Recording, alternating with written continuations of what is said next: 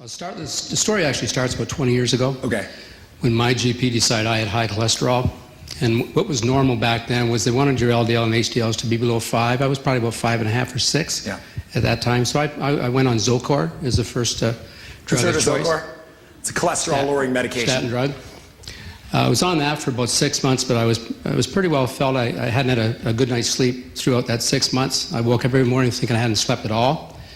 And I was sick as well, had a lot of muscle ache. So he switched me from Zocor to Lipitor. I stayed on Lipitor for the better part of probably, 5 or 6 years.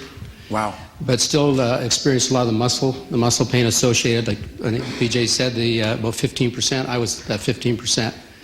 And then we went from Lipitor to Crestor, the newest one of choice. So but throughout that whole period, which at that time would have been almost 15 years, lo and behold, and I was exercising at the time too, especially the last 5 years, I was exercising every day at the gym and through a lot of ache and pain though. And to counteract that, he also put me on a painkiller. Wow. I cannot remember the name of it. It made me sick and really didn't reduce the pain. So I thought, well, I'm a take charge kind of guy. I'll get my own painkiller. So we used to buy the big bottles of extra strength Tylenol.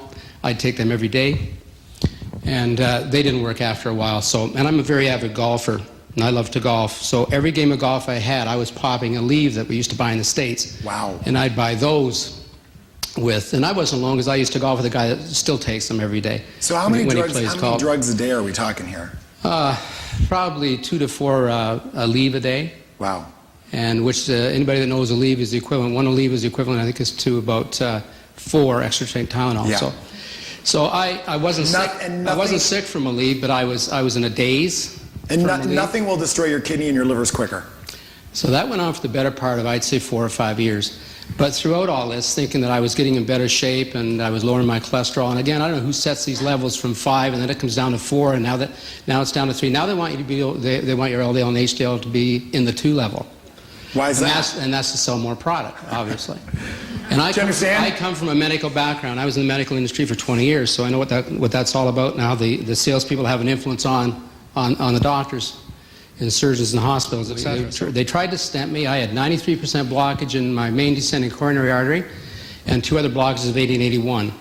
And I was still managing to work out every day, which was a testament to me doing that, because if I hadn't been, they said 50% of people that die from a heart attack, if you have a heart attack, are because of a sedentary lifestyle. So I thank my lucky stars I did work out. Yeah. So anyway, had the surgery. It was successful. And but lo and behold, what do they do after surgery? They put you back on the statin drugs and they increase the dosage.